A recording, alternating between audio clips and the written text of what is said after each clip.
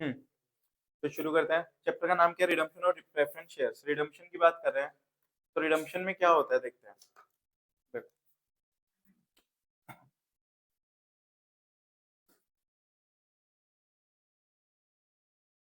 Redemption of preference share.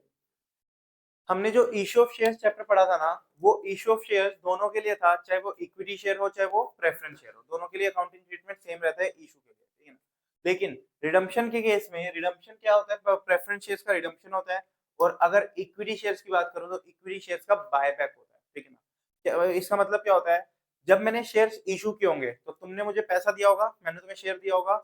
अब मैं redemption कर रहा हूँ, रिडम्पशन में उल्टा हो जाएगा, मैं तुम्हें तुम्हारे तुम्हारे पैसे वापस कर दूंगा और तुमसे वो शेयर वापस ले लूंगा।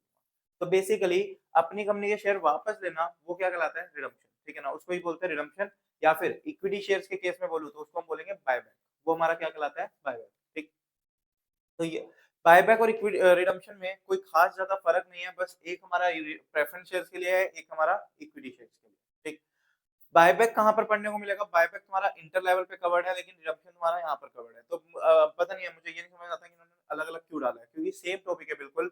अगर तुमने रिडम्पशन पढ़ लिया ना, तुम्हें बायबैक भी समझ आ गया। अगर तुमने बायबैक पढ़ लिया तो तुम्हें रिडम्पशन भी समझ आ गया, क्योंकि बहुत ज्यादा कोई खास फर्क है नहीं दोनों में, दोनों सिमिलर सिमिलर चलते हैं, ठीक।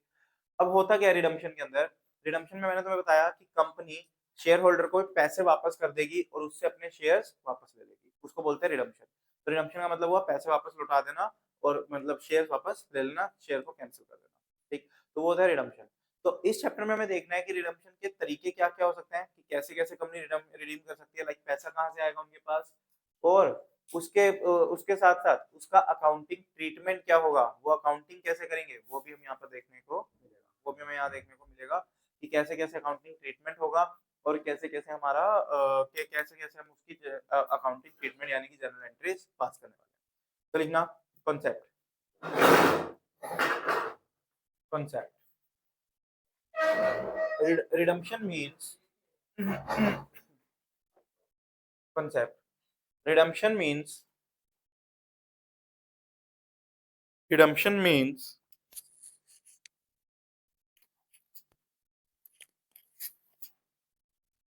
the process of redemption means the process of paying an obligation, the process of paying, the process of repaying लिखना, process of repaying an obligation, process of repaying an obligation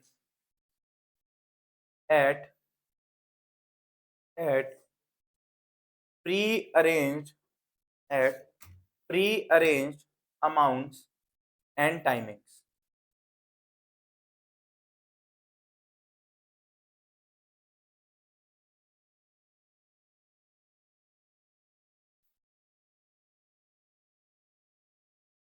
ठीक। Company क्यों क्यों कब कब करती है रिडम्पशन? जैसे मान लो कंपनी को पैसे की नीड थी, तो उन्होंने इशू करे होंगे शेयर्स। अब कंपनी के पास अच्छा खासा पैसा आ गया, उनके पास सरप्लस फंड है, तो उनके पास पैसा इतना हो गया कि सफिशिएंट है कि वो अपना बिजनेस चला सकती है, तो वो क्या करती है? प्रेफरेंस शेयर को वापस कर देती है वैसा, और उनसे उनके शेयर वापस ले लेती है। कभी कभी ना मार्केट में इनको डिफिकल्टी आती है, जैसे ऑथराइज कैपिटल वगैरह होती है। अगर मैंने प्रेफरेंस शेयर जैसे तुम्हें इशू कर दिए, तो अब मैं मार्केट में इशू नहीं कर पा रहा, लेकिन मुझे अपने शेयर में मार्केट में इशू करने हैं थोड़े मार्केट वैल्यू पे। तो उस केस में मुझे क्या लगता है कि मैं तुम्हारे प्रेफरेंस शेयर वापस करके मार्केट में इशू कर देता हूँ, तो वो भी हमारा क्या होता है? उस केस में भी रिडम्पशन हो जाता है, ठीक। लिखना heading section 55 of companies act.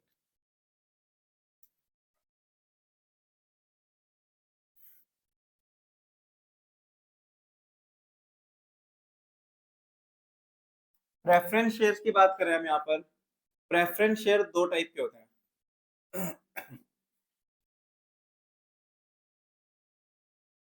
एक होते हैं रिडीमेबल,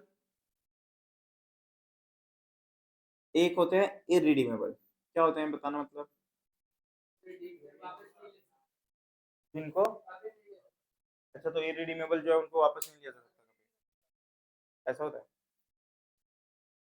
इरिडीमेबल को नहीं खरीद सकते जिंदगी भर उसके पास रहेंगे, जिंदगी भर।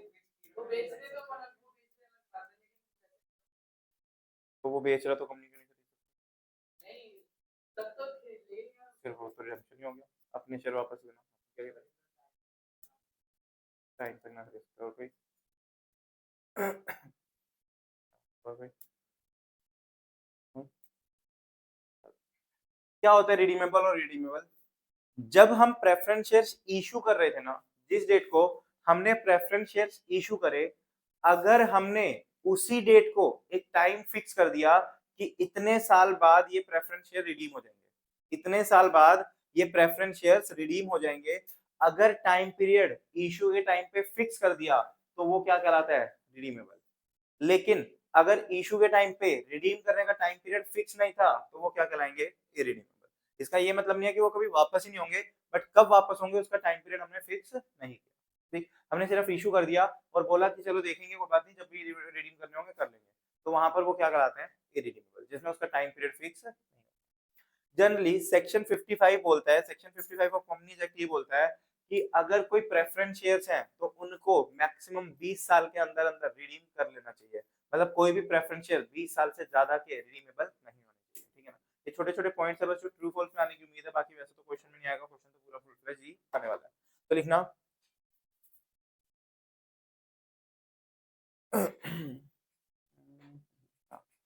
the preference shares are the preference shares are the preference shares are liable to be redeemed. The preference shares are liable to be redeemed within a period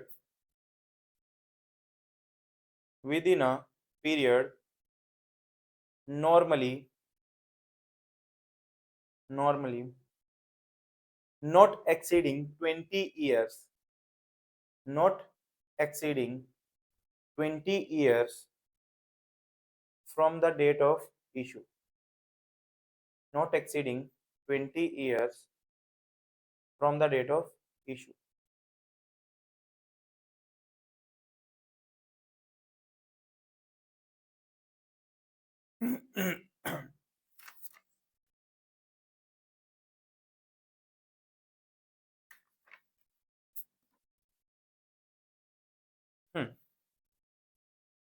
next time डालना, methods of redemption of preference shares.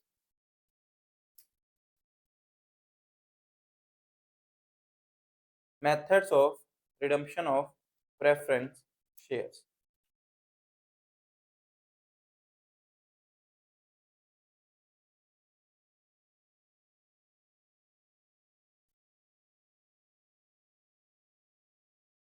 Methods of redemption of preference shares.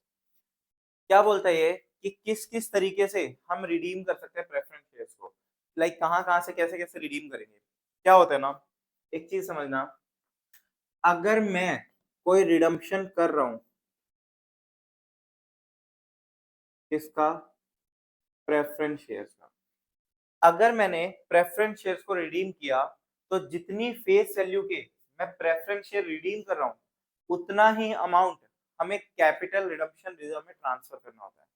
अगर मैंने कोई भी shares को redeem किया, मेरी बात ध्यान से सुनना, अगर मैंने प्रेफरेंस शेयर्स को रिडीम किया तो जितने के भी शेयर्स मैं रिडीम कर रहा हूँ वो फेस वैल्यू, जितने की भी फेस वैल्यू को मैं रिडीम कर रहा हूँ उतनी फेस वैल्यू का अमाउंट मुझे कैपिटल रिडम्पशन रिजर्व में ट्रांसफर करना होता है। ठीक, क्यों ऐसा क्यों होता है, क्योंकि मान के चलो, देखो एक कंपनी है, लेट्स से उस कंपनी के पास इक्विटी शेयर कैपिटल है 10 लाख, प्रेफरेंस शेयर कैपिटल है 5 लाख, ये है। ठीक, इक्विटी शेयर कैपिटल हो गई 10 लाख की, प्रेफरेंस शेयर कैपिटल हो गए 5 लाख की, और डिवेंचर्स यानी कि डेट्स हो गए, लोन ले रखा है कितने का, 30 लाख का। तो जो ये इक्विटी शेयर कैपिटल है और प्रेफरेंस शेयर कैपिटल है, ये दोनों कंपनी के क्या कहलाते हैं, ओनर, और ये क्या कहलाती है, लायबिलिटी। रिडीम करने का मतलब क्या हुआ कि आप अपनी कैपिटल वापस कर रहे हो, मतलब आप अपने शेयर्स वापस ले रहे हो और पैसा लौटा रहे हो, तो इससे कैपिटल कम होगी या बढ़ेगी, कम होगी कैपिटल, क्योंकि जब आपने इशू करा था तब आपकी कैपिटल बढ़ी थी, तब तो आप रिडीम कर रहे हो तो कैपिटल क्या हो जाएगी, कम हो जाएगी।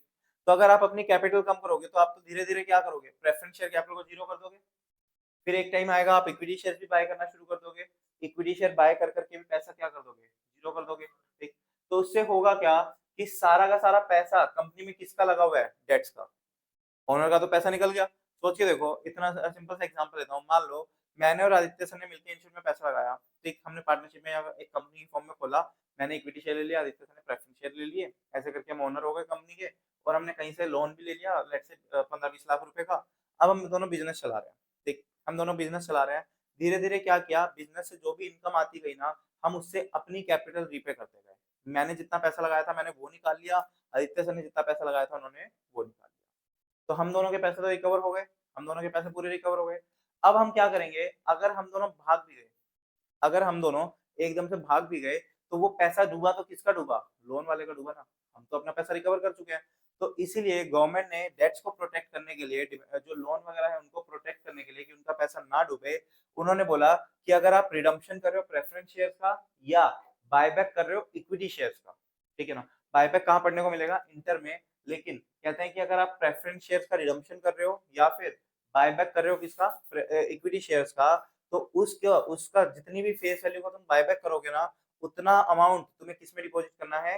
कैपिटल रिडम्पशन रिजर्व के अंदर। उतना सेम अमाउंट, फेस वैल्यू का अमाउंट तुम्हें किसमें डिपॉजिट करना पड़ेगा?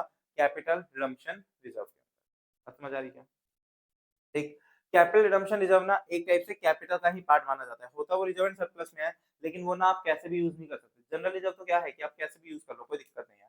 बट क्या कैपिटल रिडम्पशन रिजर्व, याद है मैंने लास्ट क्लास में बताया था कि वो बोनस शेयर इशू करने के काम आता है। तो सोच के देखो, अगर तुमने कैपिटल रिडम्पशन रिजर्व में पैसा डाल दिया, तो तुमने एक टाइप से बोनस शेयर इशू करने के लिए पैसा रख लिया। अब तुम उससे बोनस शेयर इशू करोगे तो वापस से तुम्हारी कैपिटल बढ़ जाएगी। तुमने आज कैपिटल कम की, आगे तुम्हारी कैपिटल वापस बढ़ जाएगी। तो उससे क्या हो गया? डेट प्रोटेक्ट, उससे डेट्स की क्या हुई? प्रोटेक्शन। ठीक। कैपिटल रिडम्पशन रिजर्व में पैसा डालने का मतलब ये नहीं है कि तुमने फिजिकल कैश जाके उसमें डाल दिया, नहीं। अपनी बुक्स में तुम्हें अपने प्रॉफिट में से पैसा किसमें रखना है? कैपिटल रिडम्पशन रिजर्व में।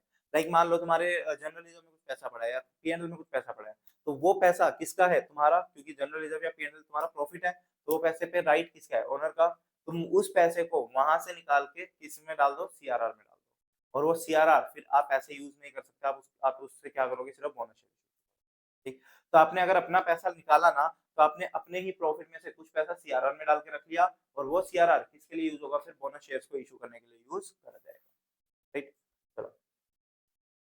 लेकिन हम methods of redemption of preference share में पहला method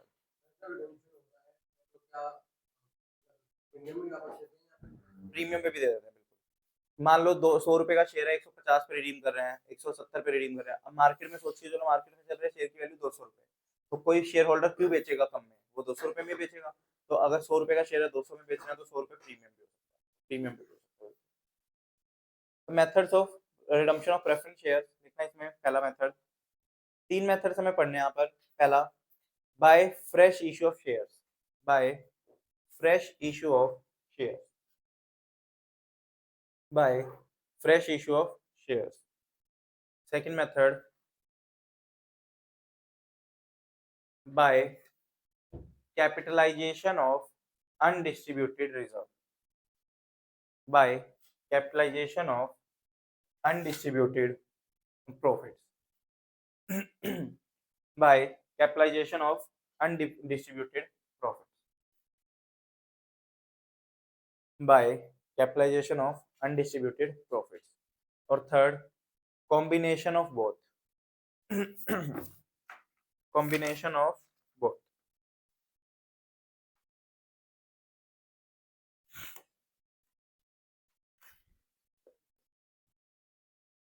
combination of both।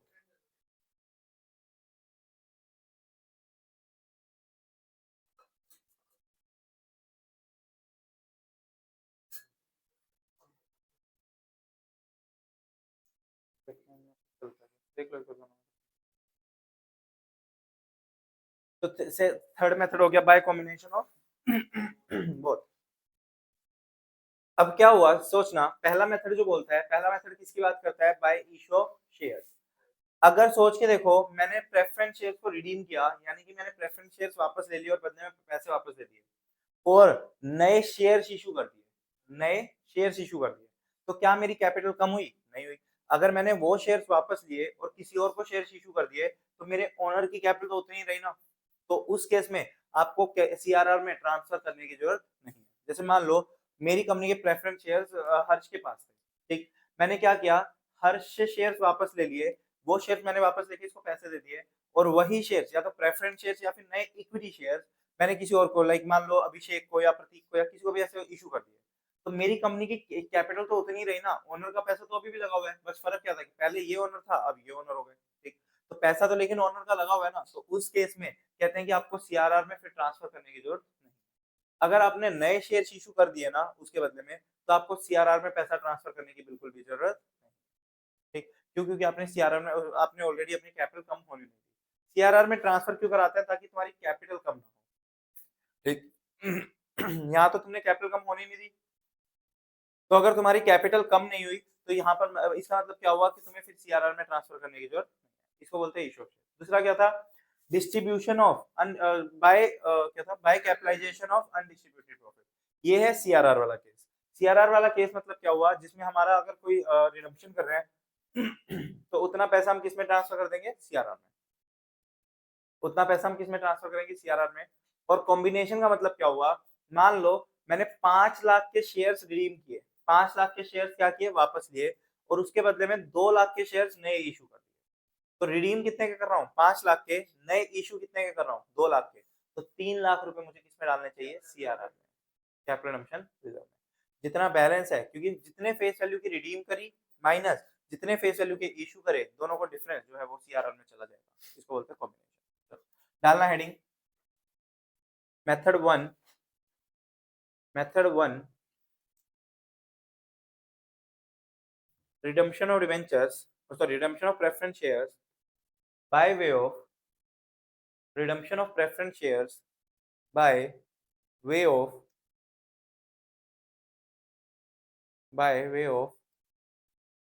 issue of shares, issue of shares। देखना अकाउंटिंग ट्रीटमेंट, इसका अकाउंटिंग ट्रीटमेंट यानी कि जर्नल एंट्रीज।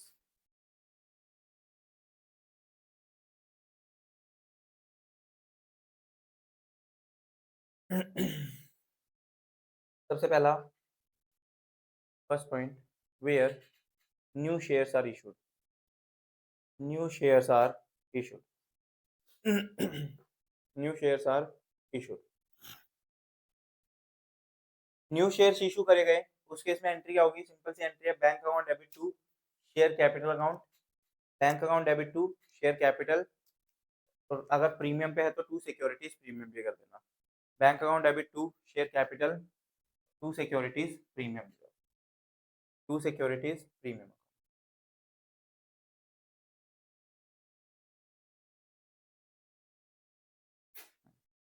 सेकेंड एंट्री,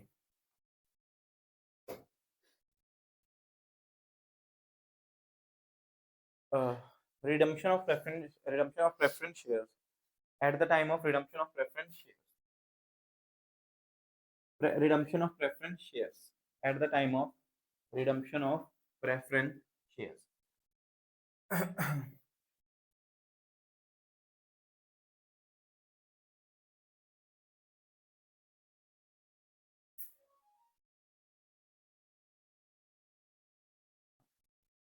तो इसमें क्या बोलते हैं रिडम्पशन ऑफ प्रेफरेंस शेयर्स में? जब हम शेयर्स को इशू करते हैं तो हमारी कैपिटल क्या होती है? क्रेडिट। अब हम क्या कर रहे हैं? रिडीम कर रहे हैं, तो हमारी कैपिटल क्या होगी? डेबिट। तो हेडिंग क्या मतलब डेबिट में क्या आएगा? Preference share capital account debit,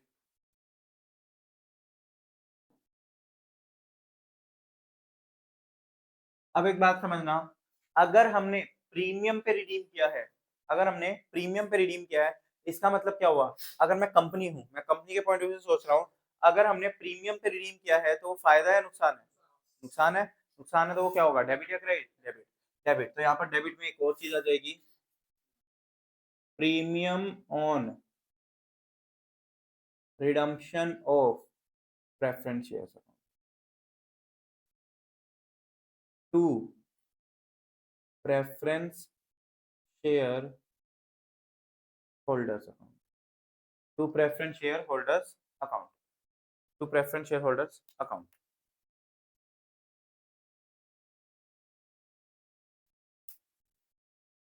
ठीक। तो ये हमारी एंट्री हो गई, preference share capital account debit, premium on preference share account debit to preference share holders account. Third लिखना for payment to preference shares, for payment to preference shares. तो payment की entry क्या हो जाएगी, बस preference share holder to bank.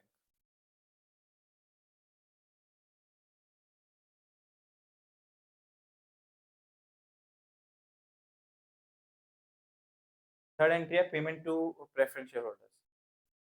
Third point डालो heading payment to preference share holders, और उसकी एंट्री क्या हो जाएगी, preference share holders account debit to bank account. Preference share holders account debit to bank account. हाँ बताती है इनको, या फिर कभी कभी तो मार्केट से भी परचेज कर लेती है, नॉर्मल ओपन मार्केट से, बट वैसे बता देती है उनको कि वैसे ना लिमिट होती है 25% तक की वो, बट ज्यादा बायबैक में यूज होती है, रिडम्पशन में ज्यादा नहीं, बट लिमिट रहती है कि 25% या रिडीम कर सकते।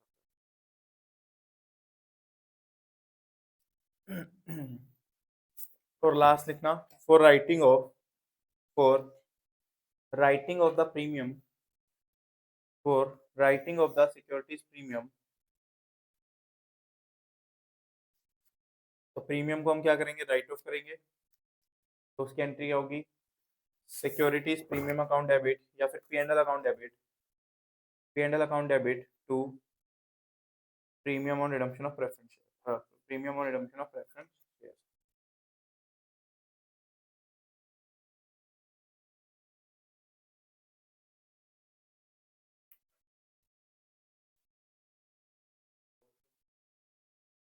For writing of the writing of premium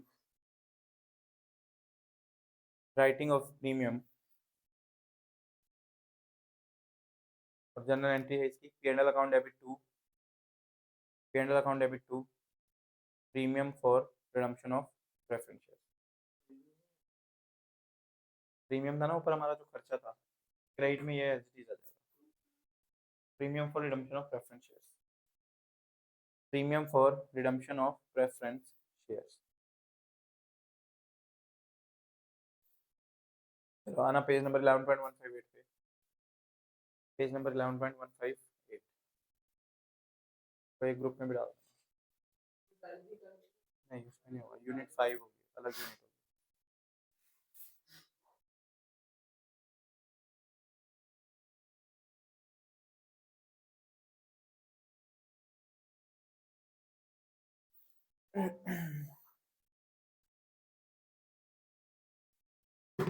हाँ ये निकाल लो यूनिट 5।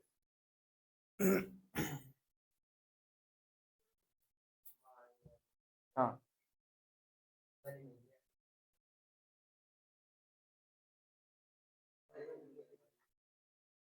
वैसे जनवरी वाली भेज दिया करो ऐसे में, बट कोई नहीं चलेगा, कोई बात नहीं। देखना उसमें पेज नंबर होगा 11.16 समथिंग, उस पे इलस्ट्रेशन 1 होगा।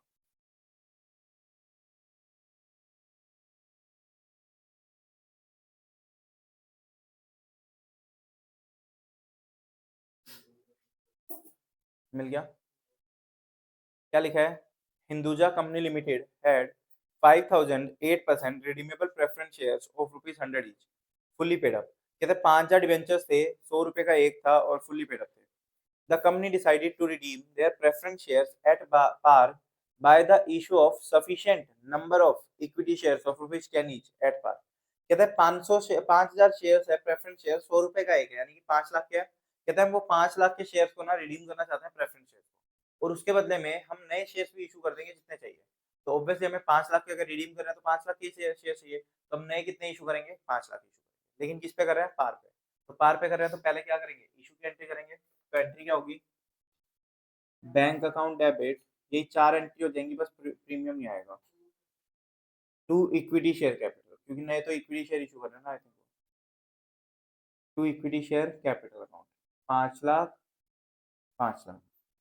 फिर प्रेफरेंस शेयर रिडीम करेंगे, तो preference share capital account debit to preference share holders account, ये भी कितना 5 लाख और 5 लाख। फिर इन प्रेफरेंस शेयर होल्डर्स को हम पेमेंट कर देंगे, तो preference share holders to bank account 5 lakh और 5 लाख। ठीक, इनको पेमेंट कर देंगे, बस खत्म, क्योंकि हमारा प्रीमियम तो था नहीं, तो प्रीमियम की राइट ऑफ एंट्री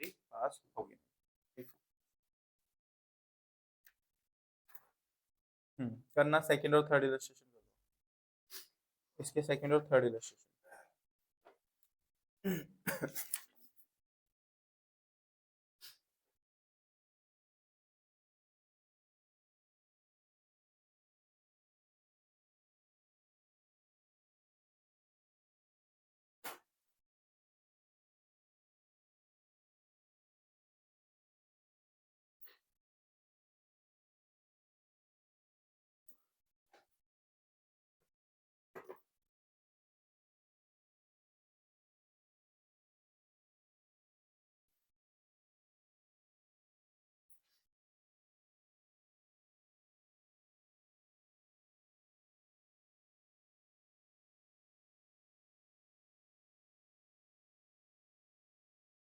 सेकंड और थर्ड इलस्ट्रेशन 2 और 3।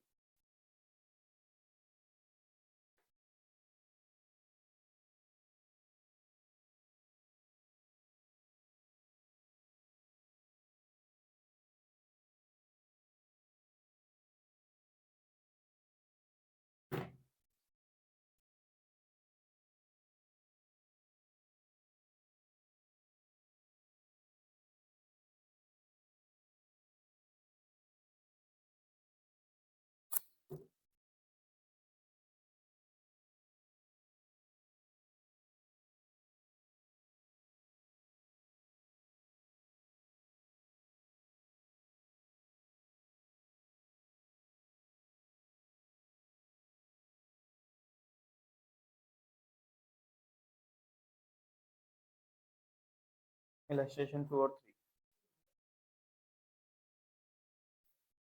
जैसे 5 लाख के शेयर थे, अब 10 में इशू करना है तो 50,000 इंटू 10 हो गया। जैसे पहले क्वेश्चन की बात कर रहा हूँ, तुम सेकंड में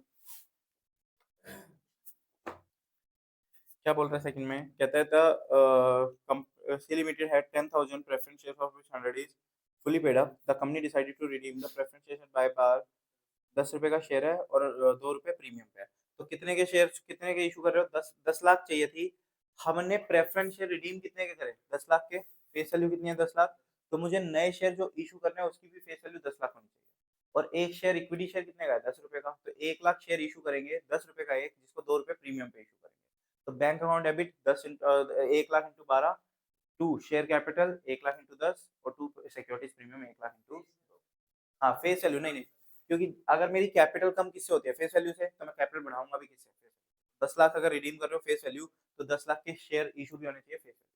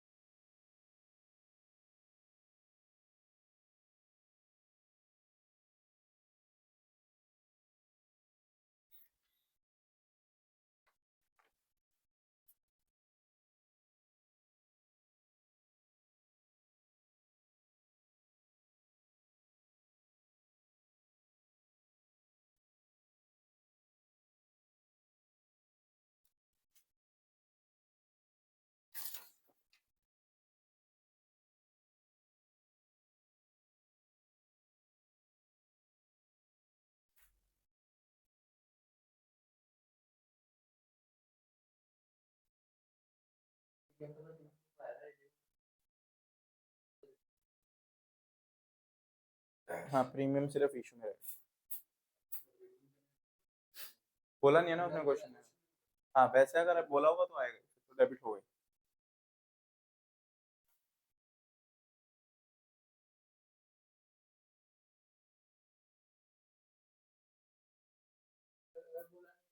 तो नहीं, फिर तो पार पे मान गया।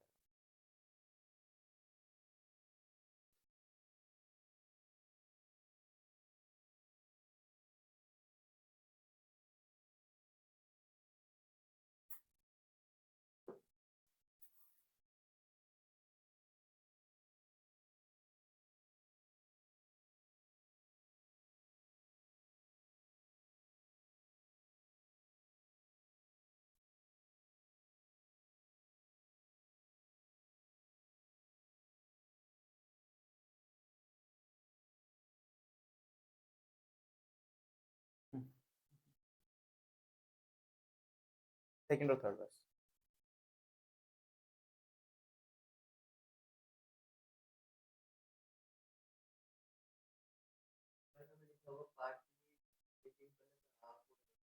वो दे देगा फिर कितने करने।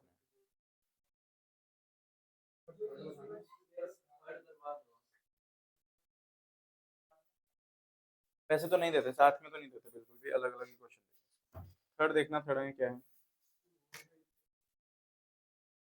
कहता है कि जी India limited had 9,000 10% redeemable preference shares of which 10 each fully paid up. The company decided to redeem these preference shares at par by issue of sufficient number of equity shares of rupees 9 each fully paid up. तो 9 रुपए का share होगा, कोई दिक्कत नहीं है इसमें, 9 रुपए फेस वैल्यू होगी उसकी। तो नहीं नहीं 81,000 नहीं होगा इसमें। देखो उसने कितने के रिडीम किए, 9,000 शेयर थे 10 रुपए के, तो 90,000 के रिडीम किए, तो हम 90,000 के इशू करेंगे। अगर हमारे रिडीम 90,000 हो रहे हैं तो हम इशू भी 90,000 करेंगे, क्योंकि जितने कैपिटल कम होगी उतनी कैपिटल में बढ़ाएंगे। तो यानी कि 10,000 शेयर इशू होंगे 9 रुपए। तो सेम है शुभम जैसा सेकंड था, बस इसमें 90,000 ही नए इशू हो गए।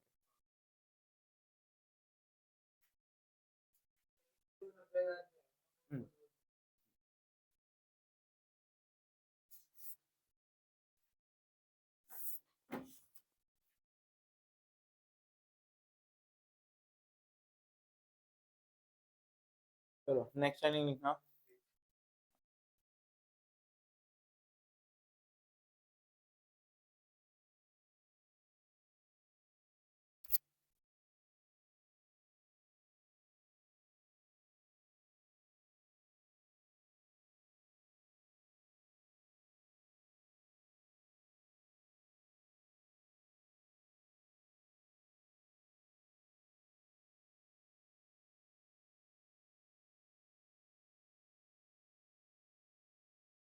नहीं वो थर्ड में भी सेम सिंपल ही था। देखो नए शेयर उसने क्या बोला था कि प्रेफरेंस शेयर रिडीम कर 90,000 के, बदले में नए शेयर पे कितने इशू करेगा, 90,000 के। तो पहले एंट्री कर दो इशू करने की। तो bank account debit to share capital, equity share capital 10,000 share है, 9 रुपए का एक, तो यानी कि 90,000 और 90,000। फिर प्रेफरेंस शेयर को रिडीम कर दो, तो preference share capital account debit to preference share holder account, ये भी 90,000 90,000। और लास्ट में preference share holder to bank account 90,000 और 90,000। तो वही हुआ कि 90,000 के रिडीम किए और उसके बदले में 90,000 के इशू कर दिए। बस वो शेयर 9 रुपए का था, तो यानी कि 10,000 शेयर इशू किए होंगे 9 रुपए के। चलो लिखना heading, redemption of preference shares, redemption of preference shares by, redemption of preference shares by capitalization of, redemption of preference shares by capitalization of undistributed divisible profits,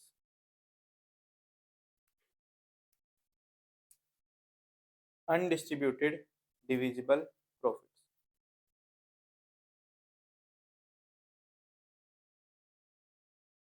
undistributed divisible profit. तो इसमें क्या हो रहा है, इसमें हम नए शेयर इशू नहीं कर रहे, इसमें हम क्या कर रहे हैं, इसमें हमारा सीआरआर में ट्रांसफर होगा। मैंने बताया ना कि अगर हम प्रेफरेंस शेयर को रिडीम करने वाले हैं तो जितना रिडम्पशन अमाउंट है वो हम किस में ट्रांसफर करते हैं, सीआरआर में। तो अगर हम नए शेयर, ये वाला डिविजिबल प्रॉफिट वाला कैपिटलाइजेशन वाला मेथड है, तो इसमें हम नए शेयर इशू नहीं करेंगे, इसमें हमारा क्या होगा, सीआरआर में पैसा ट्रांसफर होगा। तो जो हम ये पहली एंट्री करते थे ना, bank to equity share capital, ये एंट्री पास नहीं होगी। क्यों नहीं होगी, क्योंकि हम यहाँ पर शेयर इशू नहीं कर रहे हैं। तो पहली एंट्री जो हम bank to equity share capital कर रहे थे ये नहीं होगी। क्या आएगा इसकी जगह पे, इसमें हमें अपना पैसा किसमें ट्रांसफर करना होगा, सीआरआर में ट्रांसफर। लिखना पहली एंट्री, पहला, for transferring, for transferring the face value of share,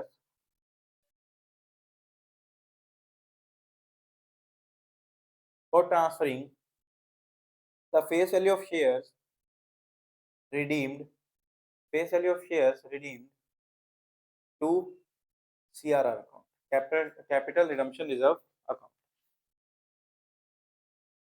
nominal account of shares redeemed to capital redemption reserve account। Capital redemption reserve account में हम कैसे ट्रांसफर करेंगे, देखना इसमें एंट्री क्या होगी, general reserve account debit, general reserve account debit, P&L account debit, P&L account debit, any other divisible profits debit, any other divisible profit. तो अगर हमारे पास जनरल रिजर्व पड़ा है तो हम जनरल रिजर्व को यूज कर लेंगे, अगर हमारे पास P&L पड़ा है तो P&L को यूज कर लेंगे, और उसके अलावा कोई भी और अगर डिविजिबल प्रॉफिट है तो वो आ जाएगा to CRR account, to capital redemption reserve account, capital redemption reserve account. क्या कह रहे हो? नहीं, एसपीआर यूज नहीं करते, लिख दो rest all entries are same, rest all entries are same, all entries are same with method first, with method 1। बाकी सब सेम है, वही रिडम्पशन करना है, प्रीमियम दिखा देना, उसको पेमेंट कर देना, P&L से प्रीमियम को फिर लास्ट में राइट ऑफ कर देना।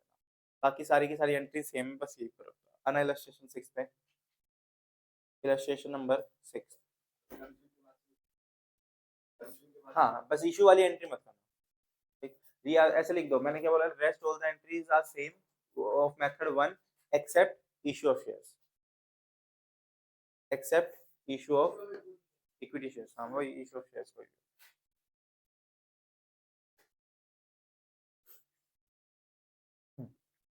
चलो आना इलस्ट्रेशन नंबर 6 पे।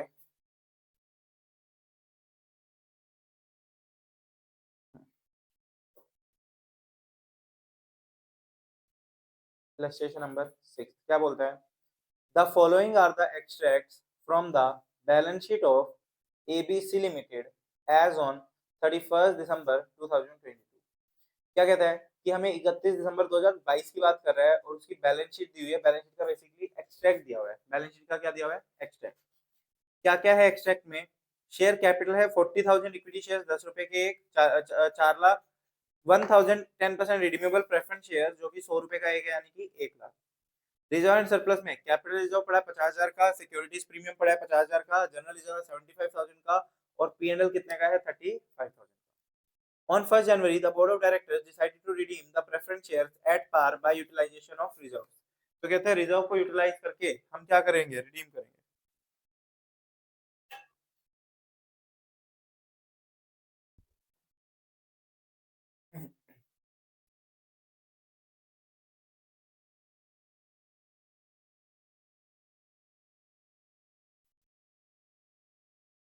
तो कितने के रिडीम कर रहे हैं हम? 1 लाख के, 1 लाख के प्रेफरेंस शेयर जो हम रिडीम करने वाले हैं।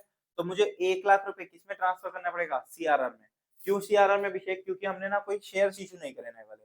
अगर हमने नए शेयर इशू कर दिए होते तो मुझे CRR में करने की, ट्रांसफर करने की जरूरत नहीं थी। बट इस क्वेश्चन में कहीं भी ऐसा नहीं बोला कि नए शेयर इशू करे हैं। तो नए शेयर अगर इशू नहीं करे तो हमें पैसा किसमें ट्रांसफर करना पड़ेगा? CRR। तो CRR में कैसे ट्रांसफर करूंगा? एक जनरल रिजर्व यूज कर लूंगा। जनरल रिजर्व कितने का पड़ा है? 75,000 का। जनरल रिजर्व है 75,000 का, और एक हमारे पास क्या है? P&L। P&L कितने का है? 25 चाहिए, 35 का है वैसे हमारे पास, बट हमें कितना चाहिए? 25 चाहिए, क्योंकि हमें CRR में कितना ट्रांसफर करना है? एक। बस बाकी तो नॉर्मल है। फिर उसके बाद प्रेफरेंस शेयर कैपिटल को रिडीम कर दो, तो preference share capital account debit to preference share holders account 1 lakh, 1 lakh, और लास्ट में preference share holder to bank 1 lakh.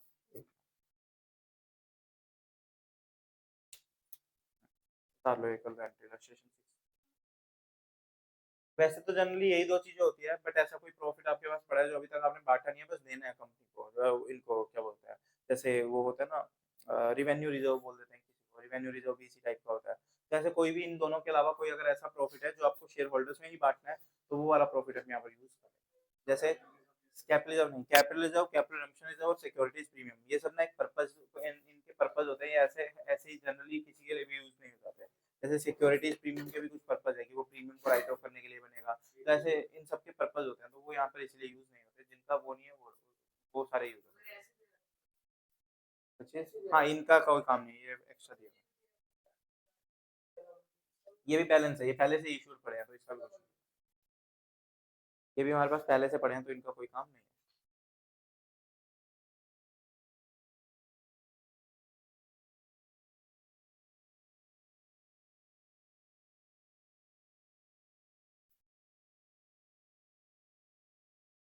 चलो ये उतार लो इलस्ट्रेशन 6 और फिर नेक्स्ट हेडिंग डालना। redemption of preference shares, redemption of preference shares by combination of both, by combination of both।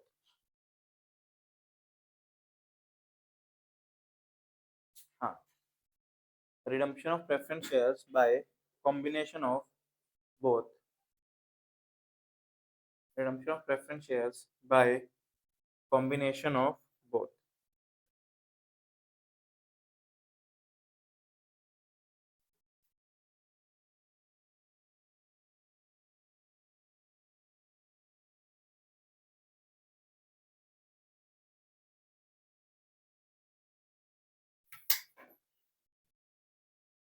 अब यहाँ कॉम्बिनेशन ऑफ बोथ का मतलब क्या हुआ?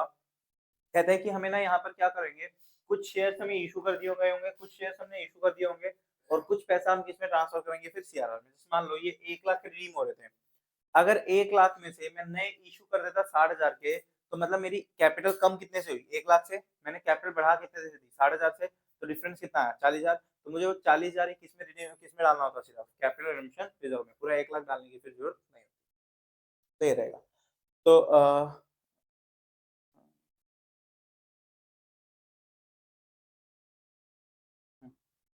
चलो ठीक है, इसमें ना डायरेक्ट वो चलते हैं इलस्ट्रेशन पे, कुछ है नहीं इसके अंदर। इसमें बस ये याद रखना दोनों की एंट्री जाएंगी। नए शेयर इशू कर रहे हैं तो पहले वाली भी एंट्री होगी वो बैंक टू शेयर कैपिटल वाली, और सीआरआर में भी ट्रांसफर कर रहे हैं तो सीआरआर वाली एंट्री भी करी जाएगी। दोनों एंट्री करी जाएगी इसमें, मिक्स सिक्योरिटी कॉम्बिनेशन। चलो देखना इलस्ट्रेशन 7 निकालो। इलस्ट्रेशन 7, हाँ क्या बोलता है? C limited had 3000 12% preference redeemable preference shares of ₹100 each fully paid up। कहता है कंपनी के पास 3000 प्रेफरेंस शेयर्स है। कौन से? 12% रिडीमेबल प्रेफरेंस शेयर, 100 रुपए का एक, फुली पेड अप है। The company has to redeem these shares at a premium of 10%। Company कह रही है कि ये जो 3000 के शेयर्स है यानी कि 100 रुपए का एक, 3 लाख के शेयर्स है, इसको रिडीम करेंगे हम किस पे? 10% प्रीमियम पे। It was decided the company by the company to issue the following. कहता है कि इसके बदले में हम क्या-क्या इशू करेंगे? एक तो 25,000 रुपए के 25,000 इक्विटी शेयर्स इशू करेंगे ऑफ रुपीस 10 एट पार। ठीक? Of rupees 10 at par. तो 10 रुपए के शेयर 10 रुपए पे 25,000 शेयर्स इशू करेंगे यानी कि 2.5 लाख इशू करेंगे। जबकि हम रिडीम कितने के कर रहे थे? 3 लाख के। तो 3 लाख के रिडीम किए, उसके बदले में नए इशू कितने कर दिए? 2.5 लाख। तो अभी भी कितने कम है? 50,000। वो 50,000 हमें किसमें ट्रांसफर करने पड़ेंगे? सीआरआर में। ठीक, चलो और दूसरा इशू क्या किया उन्होंने? 1000 14% डिबेंचर्स ऑफ 100। डिबेंचर्स को हम कंसीडर नहीं करते, सिर्फ और सिर्फ या तो प्रेफरेंस शेयर इशू होना चाहिए या फिर इक्विटी शेयर इशू होना चाहिए। डिबेंचर्स तो क्योंकि लोन होता है, डिबेंचर्स लायबिलिटी होती है, वो ओनर्स का पैसा नहीं होता, वो कैपिटल नहीं होती। तो हम सिर्फ और सिर्फ क्या लेंगे? 25,000 इक्विटी शेयर से लेंगे जो दिया हुआ है। ठीक, the issue was fully subscribed and all amounts were received in full, the payment was duly made. तो डालना करना हेडिंग शुरू, चलो करना सॉल्यूशन शुरू। सबसे पहले हमने क्या इशू किया? 2.5 लाख इक्विटी शेयर्स इशू करे। तो इक्विटी शेयर्स को इशू करने की एंट्री क्या थी? Bank account debit to share, bank account debit to equity share capital, bank account debit to equity share capital, bank account debit to equity share capital 2.5 lakh. Bracket में लिख देना 25,000 shares into 10, 25,000 shares into 10, 25,000 shares into 10, 2.5 lakh. फिर ऐसे debentures भी issue करे हैं, भले ही debentures use नहीं होने वाले, बट कंपनी ने इशू तो करे ना, और इशू करे तो हम जनरल एंट्री तो करके दिखाएंगे। तो एंट्री लिखना bank account debit to debentures, कितने परसेंट डिबेंचर्स है? 14% आई थिंक, तो 14% लिखना, bank account debit to 14% debentures, bank account debit to 14% debentures.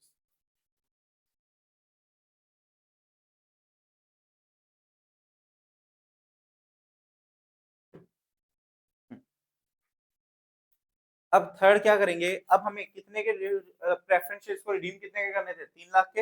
हमने बदले में नए इशू कितने कर दिए? 2.5 लाख। तो यानी कि 50,000 रुपए मुझे किसमें ट्रांसफर करना है? सीआरआर में। देखो हमारे पास कुछ पड़ा है क्या सीआरआर में ट्रांसफर करने के लिए?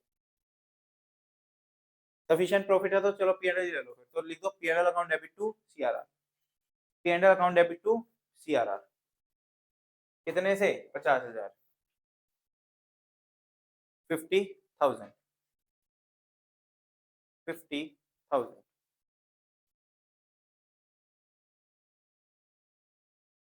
50,000। फिर उसके बाद हम क्या करेंगे, रिडम्पशन की एंट्री करना शुरू करेंगे। तो preference share capital account debit P&L to CRR था, P&L account debit to CRR capital redemption reserve कितना 50,000। नेक्स्ट एंट्री क्या होगी, अब हम रिडीम करना शुरू करेंगे प्रेफरेंस शेयर्स को। तो preference share capital account debit, preference share capital account debit to, sorry to नहीं, पहले प्रीमियम पे किया ना रिडीम, प्रीमियम पे रिडीम कर रहे हैं। तो preference share capital account debit premium on redemption of preference share account debit, premium भी आ जाएगा, प्रीमियम डेबिट राइट। प्रीमियम हमारा नुकसान है ना, खर्चा है ना, तो खर्चा है तो डेबिट होगा। तो preference share capital account debit premium account debit to preference share holder. तो प्रेफरेंस शेयर के अंदर 3 लाख आ जाएगा और उसने 10% प्रीमियम बोला है तो 30,000 आ गया प्रीमियम में, टू प्रेफरेंस शेयर होल्डर कितना हो गया 3,30,000। हाँ, preference share capital premium on this to preference share holder account, preference share holder account.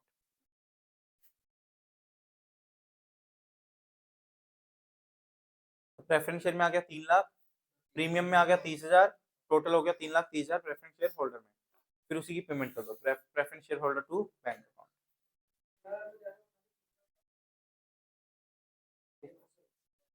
CRR में तो नहीं, हाँ लास्ट में बस सिक्योरिटीज प्रीमियम पेमेंट से क्या एंट्री होगी नेक्स्ट, प्रेफरेंस शेयर होल्डर को पेमेंट करेंगे जब, तो पेमेंट की एंट्री होगी preference share holder account debit to bank, preference share holder account debit to bank account. हाँ वो पेमेंट अलग अलग दिखा दो, वैसे CRR की अलग से दिखाना, एक साथ preference share holder account debit to bank payment करने के 3,30,000, 3,30,000।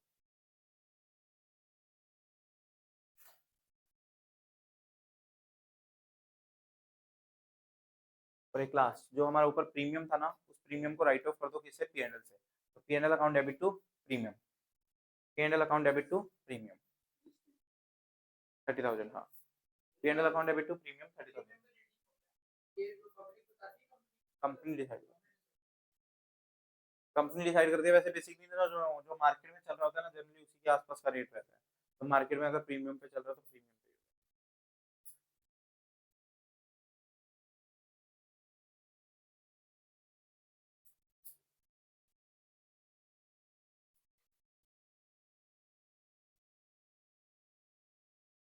पे लिखना। समटाइम्स, समटाइम्स क्या, हाँ मतलब अब नेक्स्ट पॉइंट शुरू हो रहा है। समटाइम्स,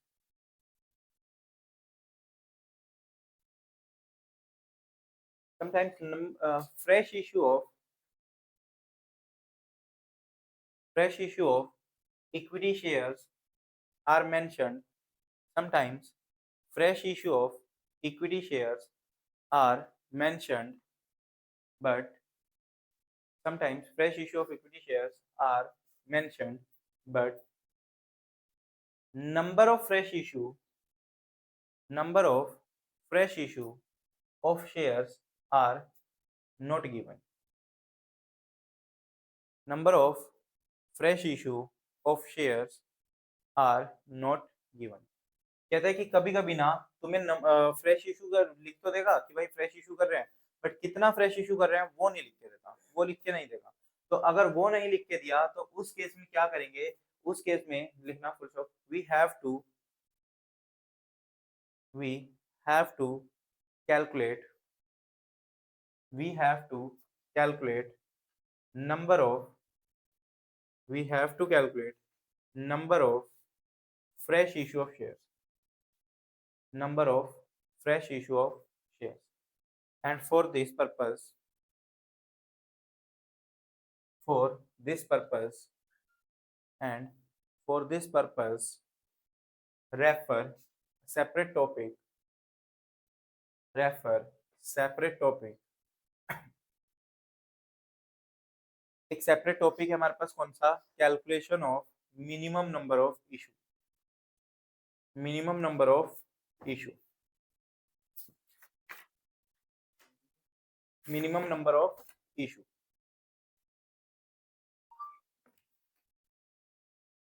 तो टॉपिक की हेडिंग डाल दो, मिनिमम नंबर ऑफ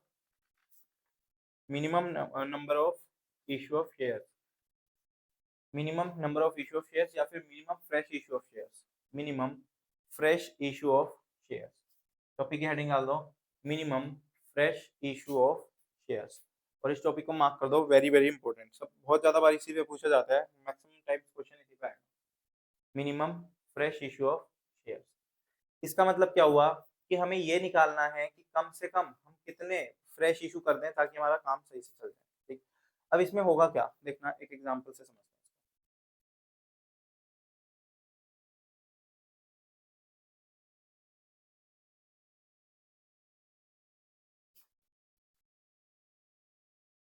देखो, मैंने क्या बोला, मान लो एक कंपनी के पास प्रेफरेंस शेयर कैपिटल पड़ी है कितने की, 5 लाख रुपए। कंपनी के पास प्रेफरेंस शेयर कैपिटल कितने की है, 5 लाख की, जिसको वो रिडीम करना चाहते हैं। तो इसको वो क्या करेंगे, रिडीम करना चाहते हैं। ठीक, फिर मेरी कंपनी के पास जो जनरलिज्म में पैसा पड़ा है, लेट से वो पड़ा है 2 लाख। P&L में कितने पड़े हैं, लेट से 1 लाख। ठीक, और मेरे बैंक में कितना पड़ा है, मान लो 2.5 लाख। बैंक में कितना पैसा पड़ा है, 2.5 लाख। अगर मैं रिडीम कर रहा हूँ, अगर मैं अपने शेयर्स को रिडीम कर रहा हूँ, इसका मतलब क्या हुआ, मुझे पैसा देना पड़ेगा उनको। रिडीम का मतलब ये है ना कि पैसा वापस लौटा देना, तो मैं पैसा उनको वापस करूंगा। ठीक, लेकिन हमें ये भी पता है कि अगर हम प्रेफरेंस शेयर्स को रिडीम करते हैं ना, तो हमें क्या करना होता है, उतना ही अमाउंट सीआरआर में ट्रांसफर करना होता है। ठीक, तो यानी कि मुझे 5 लाख रुपए, अब कोई नए शेयर इशू करे हैं बट नंबर नहीं पता कितने करे, उसने बोला कि minimum number of shares issue कर देना, कि जितना भी कम से कम चाहिए उतने इशू कर देना और रिडम्पशन कर दो।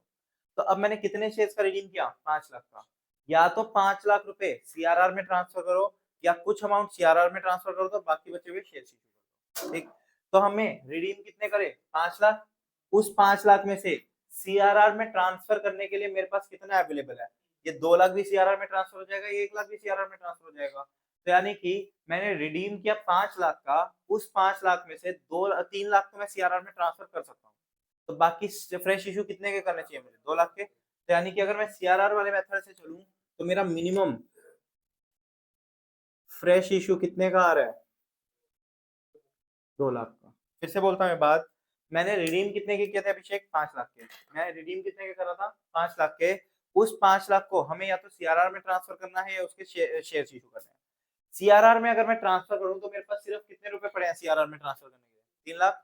तो मैं सीआरआर में तो कितने रुपए ट्रांसफर कर सकता हूँ, 3 लाख। तो यानी कि 2 लाख के मुझे नए शेयर इशू करने पड़ेंगे, तभी जाके 5 लाख पूरे होंगे। लेकिन अब एक बात सोचो, दूसरा तरीका ये है, दूसरा तरीका क्या है, बल्कि दूसरी दूसरी साइड देखोगे, तो तुम अगर रिडीम करने वाले हो कितने, 5 लाख।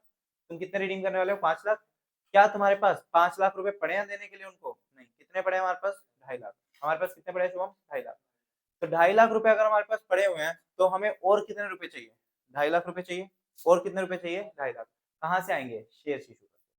कहाँ से आएंगे, शेयर्स को इशू करके। तो यानी कि सीआरआर के अकॉर्डिंग कहते हैं कि आप 2 लाख के शेयर इशू करो, ये कहता है कि आप 2.5 लाख के शेयर इशू करो। कितने करोगे, 2 लाख के 2.5 लाख। मिनिमम लोगे या हायर लोगे, मतलब लोअर लोगे या हायर लोगे, lower lower lower lower lower. Question समझ आ रहा है मैं क्या बोल रहा हूँ, मैंने बोला कि इसके अकॉर्डिंग अगर मैं सीआरआर के अकॉर्डिंग जा रहा हूँ, तो मिनिमम फ्रेश इशू कितना आ रहा है, 2 लाख। लेकिन पैसे कम कितने पड़ रहे हैं, 2.5 लाख। तो इसके अकॉर्डिंग मिनिमम कितना आ रहा है, 2.5 लाख। तो दोनों का क्या लेंगे, लोअर या हाइयर, लोअर बोल रहे हो सब। यानी कि 2 लाख शेयर इशू करें, 2 लाख के पैसे कहाँ से लाओगे बाकी, कितने देने हैं उनको, 5 लाख। तुम्हारे पास कितने पड़े हैं, 2.5 लाख। तुमने 2 लाख के और इशू कर दिए, कितने हुए, 4.5 लाख। ठीक है, वो मान गया, सीआरआर में तो हो जाएगा। अब मान लो मैं कंपनी हूँ, ठीक, या मान लो तुम कंपनी हो, ठीक। तुम्हें मैं मेरे पास तुम्हारे प्रेफरेंस शेयर पड़े हैं कितने के, 5 लाख। अब तुम वो प्रेफरेंस शेयर लेके मुझे पैसा वापस करने वाले हो, कितने पैसे वापस करोगे, 5 लाख। 5 लाख दोगे कहाँ से, पैसा भी तो दोगे ना मुझे एक्चुअल में। ऐसा थोड़ी है कि सिर्फ सीआरआर में ट्रांसफर कर दिया, वो तो तुम्हारा इंटरनल मैटर है, मैं थोड़ी सीआरआर देख रहा हूँ। वो तो तुम अपनी कंपनी में जो कर रहे हो करो, मुझे तो पूरे 5 लाख रुपए चाहिए ना। वो 5 लाख रुपए कहाँ से मिलेंगे? तुम कहाँ से लाओगे? तुम्हारे पास 2.5 लाख तो पहले से पड़े हैं। तुमने बोला नए इशू करेंगे 2 लाख, तो कितने हुए? 4.5 लाख, बाकी 50,000। तो हमें कितने इशू करने पड़ेंगे? 2.5 लाख। तो हमें दोनों का क्या लेना है? हमेशा हायर लेना है। हमें दोनों मेथड, दोनों अप्रोच लगा के देखनी है, ये वाली भी कि सीआरआर में कितना कम पड़ रहा है और बैंक में कितना कम पड़ रहा है, और फिर दोनों का जो दोनों में से ज्यादा आ रहा होगा ना जहां पर, वो अमाउंट हम हमेशा इशू करेंगे। अगर उल्टा होता, मान लो यहाँ सिर्फ 2 लाख पड़े होते, यहाँ पर सिर्फ 2 लाख होते, तो मुझे कितना करना पड़ता? 3 लाख करना पड़ता। ठीक, क्योंकि मेरे पास सीआरआर में ट्रांसफर करने को सिर्फ कितने हैं? 2 लाख है। तो यानी कि मुझे नए इशू कितने करने पड़ेंगे? 3 लाख। और इसके अकॉर्डिंग कितना आ रहा है? 2.5 लाख। अगर मैं बैंक को पूरा करने के चक्कर में 2.5 लाख ही सिर्फ इशू कर दूं कि भाई 5 लाख रुपए तो हो गए ना, तो मैंने 2.5 लाख नए इशू करे, 2 लाख सीआरआर में डाल रहा हूँ, तो 4.5 लाख की तो कैपिटल बढ़ी, जबकि मैंने कम कितने से कर दी? 5 लाख से। तो इसीलिए दोनों का क्या लेना है? हमेशा हायर। दोनों का क्या लेना है? हायर। तो दोनों अप्रोच से चेक करेंगे और दोनों का क्या लेंगे? ठीक, चलो देखते हैं। क्वेश्चन है बहुत बढ़िया इसके ऊपर। ऐसा ही क्वेश्चन सबसे ज्यादा आता है। इलस्ट्रेशन नंबर 5 निकालना। Illustration number 5।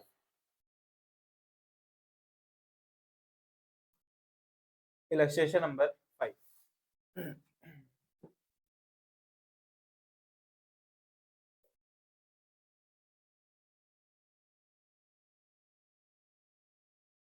इलस्ट्रेशन नंबर 5 क्या कहता है? पढ़ना एक बार, प्रॉब्लम रीड करना इलस्ट्रेशन 5 को।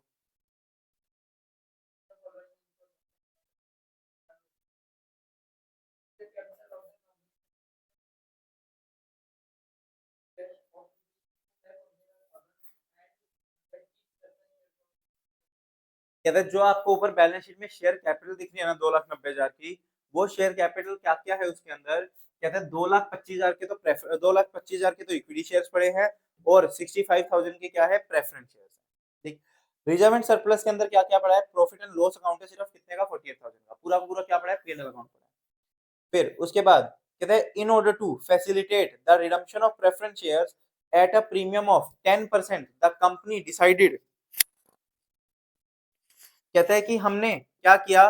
प्रेफरेंस शेयर्स को रिडीम करने की डिसाइड किया, और वो प्रेफरेंस शेयर्स किस पे रिडीम होंगे? 10% प्रीमियम पे। 10% किस पे होंगे? प्रीमियम पे।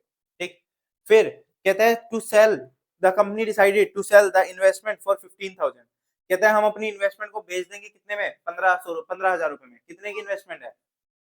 बैलेंस शीट में देखो ऊपर इन्वेस्टमेंट दिख रही होगी नॉन करंट इन्वेस्टमेंट के नाम से।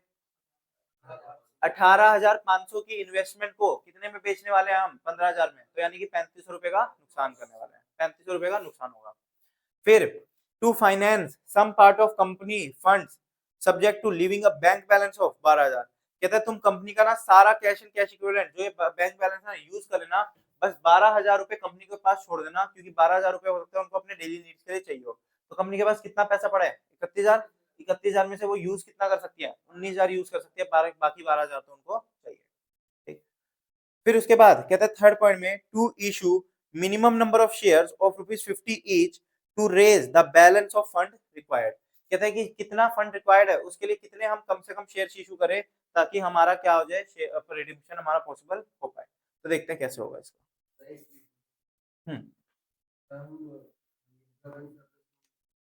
Reserve and surplus, reserve and surplus तो यूज करते हैं। रिजर्व सरप्लस यूज हो जाता है, उसमें जनरल रिजर्व, पीएनएल, ये सब यूज होंगे। ठीक है ना? कैपिटल रिडम्पशन रिजर्व या फिर सिक्योरिटीज प्रीमियम वगैरह, इन सब का पर्पस डिसाइडेड होता है। इन पर्पस इनको, जैसे कैपिटल रिडम्पशन रिजर्व है उसमें तो हम ट्रांसफर कर रहे हैं। सिक्योरिटीज प्रीमियम का ना एक पर्पस डिसाइडेड होता है कि वो किस किस पर्पस के लिए यूज हो सकता है, तो आप उसको ना सीआरआर में ट्रांसफर नहीं कर सकते, बट रिजर्व सरप्लस तो यूज होता है उसमें ट्रांसफर करने। ठीक, चल। तो इस क्वेश्चन में क्या बोला कि जो हमारे प्रेफरेंस शेयर्स है, प्रेफरेंस शेयर कैपिटल कितने की है? 65,000। प्रेफरेंस शेयर कैपिटल की फेस वैल्यू कितने की है? 65,000 प्लस प्रीमियम कितना है इसके अंदर? 10% बोला है उसमें, यानी कि 6500। तो हमें टोटल कितने रुपए देने हैं इनको? 71,500 रुपीज देने हैं। हमें रिडीम करते ना कितने रुपए देने हैं? 71,500। बट सीआरआर में कितना ट्रांसफर करना है? 65,000। क्यों? क्योंकि हम तो सीआरआर में क्या देखते हैं? सिर्फ फेस वैल्यू। लेकिन पैसा कितना देंगे? सोच के देखो, तुम्हारी कंपनी है, मेरे पास प्रेफरेंस शेयर पड़े हैं कितने के? 65,000 के। तुम मुझसे 65,000 के प्रेफरेंस शेयर रिडीम कर रहे हो 10% प्रीमियम पे, तो यानी कि जब मैं तुम्हें शेयर वापस करूंगा तो तुम मुझे पैसा कितना दोगे? 71,500। यानी कि तुम्हारे पास बैंक में पैसे कितने होने चाहिए 71,500, बट सीआरआर में कितना ट्रांसफर करोगे 65,000, क्योंकि सीआरआर में हमेशा क्या जाती है। बात समझ आ रही है। तो दो तरीके, दो अप्रोच बताई थी ना मैंने, एक हम बैंक चेक करेंगे और एक हम सीआरआर चेक करेंगे। तो जब मैं सीआरआर चेक करूंगा तो मैं क्या यूज करूंगा, पी&एल, ये फेस वैल्यू यूज करूंगा 65,000। लेकिन जब मैं बैंक का अमाउंट चेक करूंगा तो मैं 71,500 से चेक। बात समझ आ रही है। फिर से बोलूं, मैंने क्या बोला कि अभी हम, मैंने बताया था कि जब मुझे मिनिमम फ्रेश इशू कैलकुलेट करना है हमें, तो दोनों साइड से बैलेंस चेक करना पड़ेगा कि मेरे पास सीआरआर में कितना कम पड़ रहा है और मेरे पास बैंक में कितना कम पड़ रहा है। तो जब मैं सीआरआर वाला अमाउंट चेक करूंगा, जब मैं सीआरआर के अकॉर्डिंग चेक करूंगा, तो उस केस में सीआरआर में क्या जाती है फेस वैल्यू, सीआरआर में क्या जाती है फेस वैल्यू। तो मैं सीआरआर वाली अप्रोच जब लगाऊंगा तो उसमें 65,000 के हिसाब से चेक करूंगा। लेकिन बैंक में पेमेंट हमें कितनी करनी है पूरी की पूरी 71,500। तो जब बैंक वाली कैलकुलेशन करूंगा तो मैं कितने अमाउंट के साथ चेक करूंगा 71,500। ठीक। तो यहाँ पर क्या हुआ देखो, अब हम अप्रोच चेक करेंगे। सबसे पहले मैं देखता हूँ सीआरआर वाली अप्रोच। तो face value of redeemable preference share कितने की फेस वैल्यू है 65,000 minus amount to be transfer to CRR. कितना अमाउंट हम सीआरआर में ट्रांसफर कर सकते हैं, कितना पड़ा है हमारे पास पी&एल में, कहते हैं प्रॉफिट एंड लॉस अकाउंट में बैलेंस शीट में रिजर्व एंड सरप्लस में कितना पड़ा है 48,000। 48,000 के प्रॉफिट या प्रॉफिट एंड लॉस पड़े हमारे पास पी&एल अकाउंट में 48,000 पड़ा है। तो यानी कि क्या मैं पूरा का पूरा 48,000 यूज कर लूं, नहीं। क्यों नहीं, क्योंकि पहले वो चीजें देखो जहां पर हमारा पी&एल अकाउंट यूज होने वाला है। जैसे हमने इन्वेस्टमेंट को नुकसान में बेचा, तो वो नुकसान कहां से जाएगा पी&एल से जाएगा। तो वो नुकसान कहां से जाएगा पी&एल से जाएगा। तो देखो यहां पर क्या दिखाऊंगा मैं, पी&एल अवेलेबल बैलेंस कितना है अवेलेबल 48,000।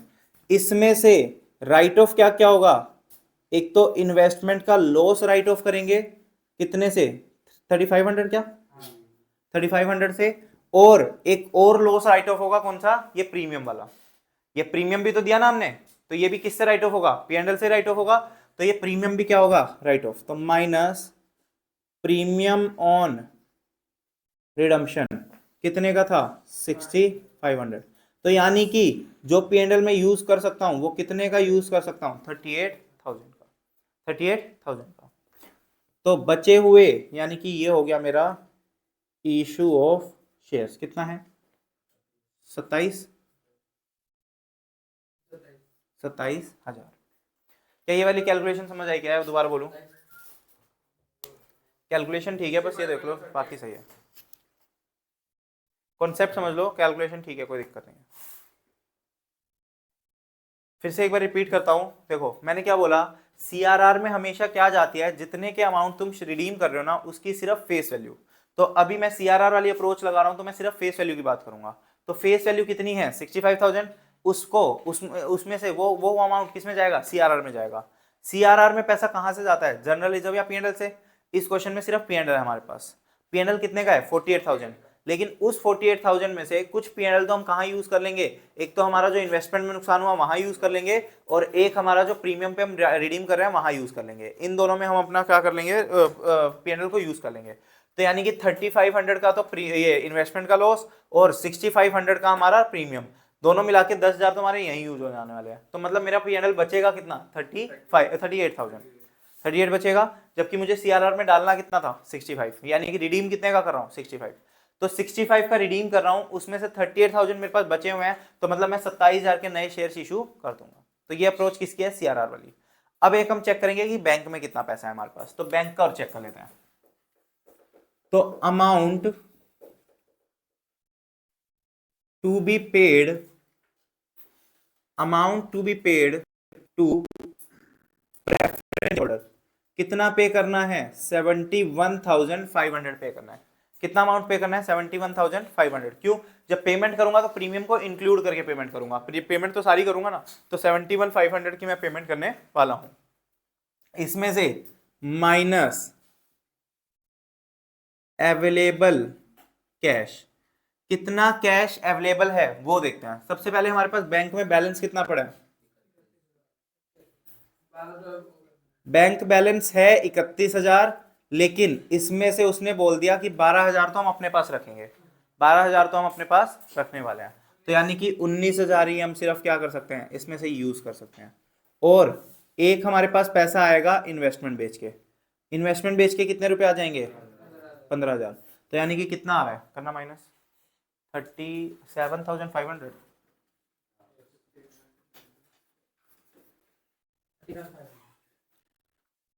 तो अब यहां पर दो केस हो गए, कहता है कि या तो इस मेथड से हमारे कितने आ रहे हैं 27,000, इस मेथड से हमारे कितने आ रहे हैं 37,500, तो हम कितना इशू करेंगे 37,500, दोनों का क्या लेंगे हायर। क्यों, अगर मैं 27,000 इशू कर दूं तो मेरे पास पैसे कम पड़ेंगे, ठीक, ज्यादा सीआरआर में मतलब या तो इशू ज्यादा हो जाए या सीआरआर में ज्यादा ट्रांसफर हो जाए ना, कोई गलत बात नहीं है, लेकिन अगर पैसे कम पड़ गए तो वो दिक्कत वाली बात है, ठीक है ना। तो अगर मैंने 37 ज्यादा इशू कर दिए तो यहां पर ज्यादा हो जाएंगे, कोई दिक्कत नहीं है, ज्यादा कर सकते हो आप कैपिटल, लेकिन अगर आपके पास पैसे कम रह गए तो दिक्कत वाली बात है, ठीक, तो इसलिए ज्यादा वाला चलेगा, ठीक, तो बना लो ये वर्किंग, फिर इसकी एंट्रीज पास कर देते हैं। हाँ मतलब बेसिकली ये वाला तो इसमें ऑलरेडी कवर हो गया ना, यहाँ पर वो बोल रहा था कि 27,000 के इशू करने दें, लेकिन तुमने 37 के इशू कर दिए, तो तुमने ज्यादा ही करे ना, तो वो वाला चीज ऑलरेडी यहाँ पर कवर हो गई, ठीक। चलो लिखना, पहले ये उतार लो, दोनों की हेडिंग ये बना लो, फिर मैं जनरल एंट्रीज पास कराता हूँ।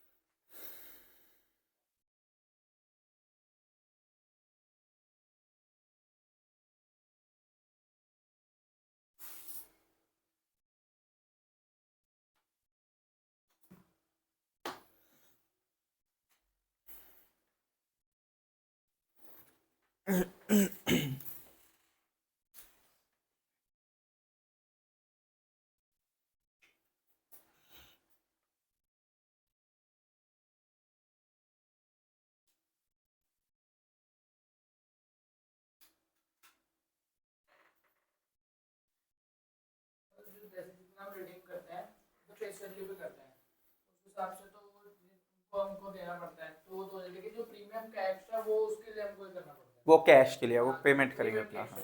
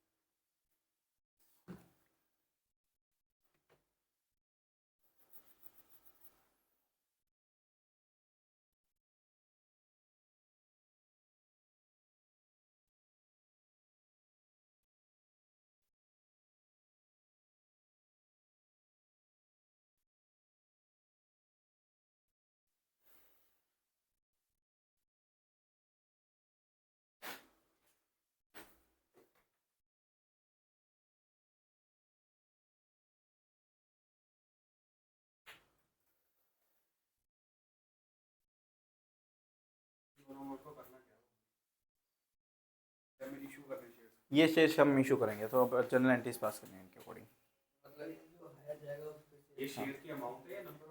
अमाउंट अमाउंट अमाउंट ही चल रहा ना, ऊपर से अमाउंट ही है सारा, तो ये अमाउंट है।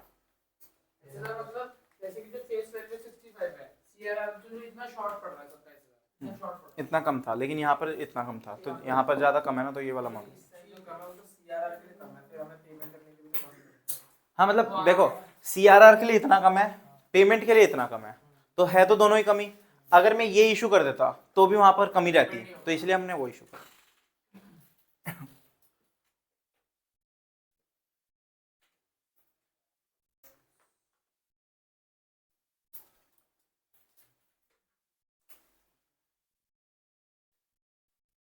चलो तो लिखना हो गया, बस थोड़ा सा ही बचा, हो जाएगा 5-10 मिनट। हाँ ऑलमोस्ट, इसके बाद तो कुछ खास होगा नहीं, देखता हूँ। कुछ पार्टली पेड अप वाले, बट वो सेम ही है, इसमें कुछ अलग से नहीं है बस।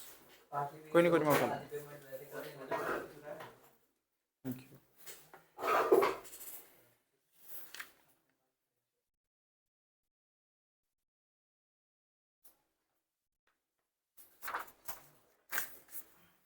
बस ज़्यादा कुछ नहीं। चलो देखना, हाँ एंट्रीज लिखना अब इसकी। सबसे पहले एंट्री कर दो इशू की। तो क्या एंट्री होगी इशू की? Bank account debit to, bank account debit to share capital 37,500, 37,500। Bank account debit to equity share capital 37,500, 37,500। Bank account debit to equity share capital 37,500 और 37,500। ठीक। तो अब एक बात सोचो, हमें कितने के फेस वैल्यू के रिडीम किए हैं? 65,000 के। 65,000 के हमने रिडीम किए, बदले में इशू कितने के कर दिए? 37,500 के। तो सीआरआर में कितना ट्रांसफर करने को चाहिए हमें? करना minus 67,500 minus, sorry 65,000 minus 37,500, 65,000 minus 27,500। तो सीआरआर में हम अब कितना अमाउंट ट्रांसफर करेंगे? 27,500, क्योंकि सोचना हमने जो रिडीम करे थे उसकी फेस वैल्यू कितनी थी? 65,000, लेकिन उसके बदले में हमने नए इशू जो कर दिए उसकी वैल्यू कितनी है? 37,500। तो डिफरेंस जो बचेगा सिर्फ वही हम किस में ट्रांसफर करेंगे? सीआरआर में। कहां से? पीएनएल से। तो लिखना PNL account debit to CRR, PNL account debit to CRR, PNL account debit to CRR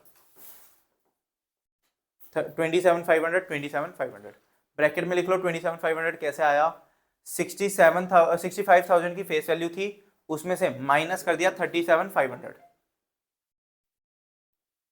लिख लो ब्रैकेट में, 65,000 की फेस वैल्यू थी और उसमें से माइनस कर दो 37,500, 37,500। ठीक।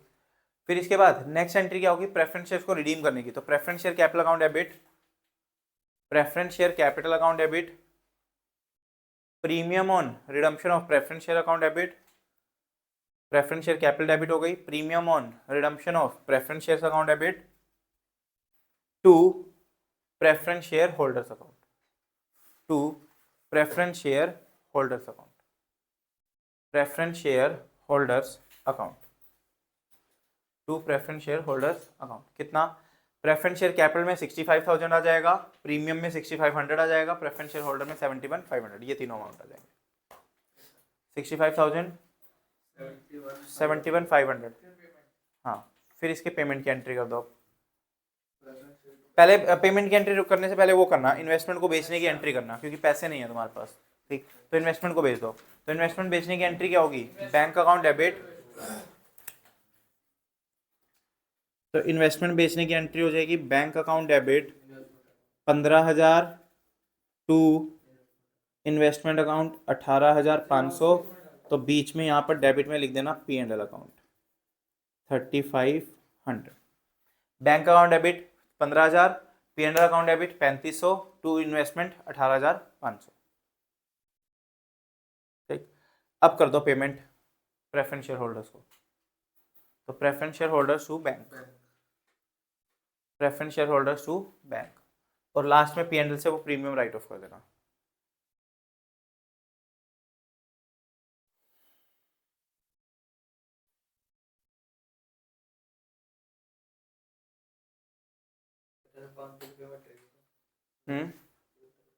हाँ, 71,500 की पेमेंट हो जाएगी। तो preference share holder to bank में कितना जाएगा? 7,500। और फिर लास्ट में हाँ यहाँ पर preference share capital account debit इतना हो गया। प्रीमियम कितना था? 10% बोला था उसने, तो 10% यानी कि 6,500। और टोटल प्रेफरेंस शेयर होल्डर में कितना चला गया? 71,500। फिर हम क्या करेंगे वहां तो फिर इन्वेस्टमेंट बेचेंगे। इन्वेस्टमेंट बेचने की एंट्री कर दो ये वाली,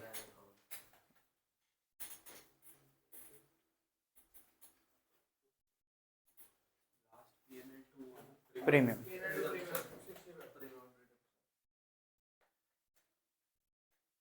15,000, 3,500 और 18,500 ये वाली एंट्री है इन्वेस्टमेंट की।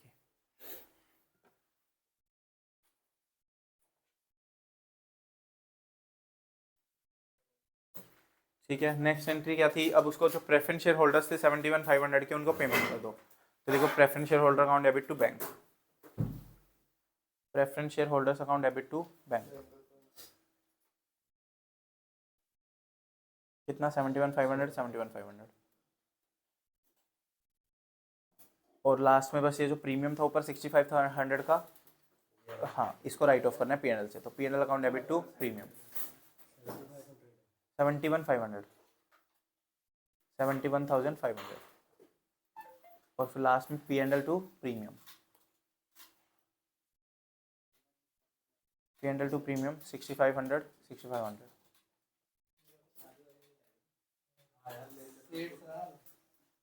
ठीक है,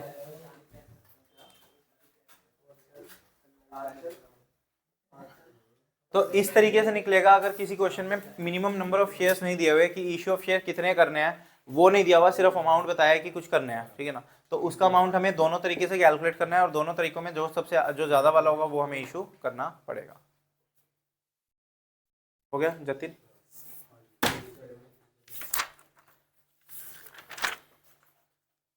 देखो एक बार आना इलस्ट्रेशन नंबर 9 पे, वो कुछ अलग इलस्ट्रेशन नहीं है, वैसा सही है, बस थोड़ा सा बता देता हूँ क्या किया है उसमें। इलस्ट्रेशन नंबर 9,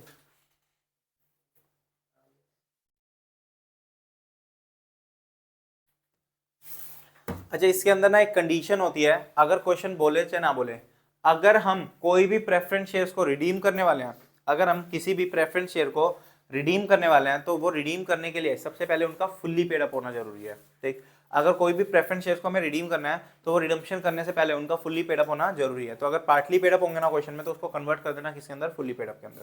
तो यही बोला उसने। देखो 5.6 इलस्ट्रेशन 9 से जस्ट ऊपर हेडिंग है redemption of partly called up preference shares.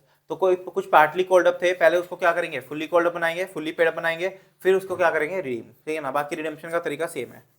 कहते हैं इलस्ट्रेशन 9 में the balance sheet of XYZ limited as at 31 December 2021 inter alia includes the following information. क्या क्या इंफॉर्मेशन दे रहा है? इक्विटी प्रेफरेंस शेयर की बात करें तो 50,000 8% preference share of ₹100 each, 70 paid up, 70 रुपए पेड अप है, तो यानी कि हमें 30 रुपए और मंगवाने पड़ेंगे। तो पहले इसकी मंगवाने की एंट्री कर दो फाइनल कॉल वाली। तो एंट्री क्या हो जाएगी? Preference share final call account debit to preference share capital account, और फिर bank to preference share final call account.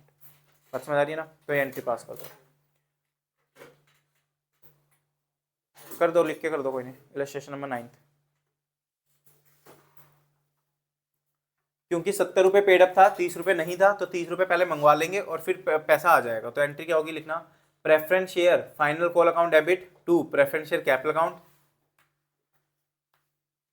Preference share final call account debit to preference share capital account,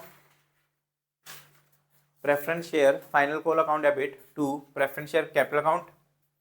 50,000 share है और 30 रुपए का एक। नहीं नहीं नहीं नहीं नहीं, यहाँ पर ये रूल होता है कि अगर आपको रिडीम करना है ना, तो पहले पूरा पैसा आना चाहिए। क्योंकि ना एक्चुअली क्या होता है, रिडम्पशन ना मार्केट वैल्यू पे हो जाता है, और मार्केट वैल्यू तो पूरे शेयर की होगी। तुमने भले ही कम पैसे दिया है, बट मार्केट में तो वैल्यू पूरे शेयर की दिख रही होगी ना। तो इसलिए हम पहले अपने शेयर पे पूरा मंगवाएंगे, फिर मार्केट वैल्यू पे रिडीम करेंगे। तो इसीलिए हम पूरा पहले मंगवाएंगे फिर रिडीम करेंगे। तो preference share final call account debit to preference share capital account. कितने शेयर्स है? 50,000 शेयर्स है और 30 रुपए का एक, तो 15 लाख। तो एंट्री क्या हुई? Preference share final call account debit to preference share capital account. कितने हैं? 50,000 शेयर्स, 30 रुपए का एक, तो यानी कि 15 लाख और 15 लाख। फिर इससे पेमेंट आ जाएगी, बैंक से पैसा आ जाएगा। तो bank account debit to preference share final call account, preference share final call account. तो ये भी कितना हो गया? 15 लाख और 15 लाख। इसके पैसे आ गए हमारे पास, इसके पैसे आ गए।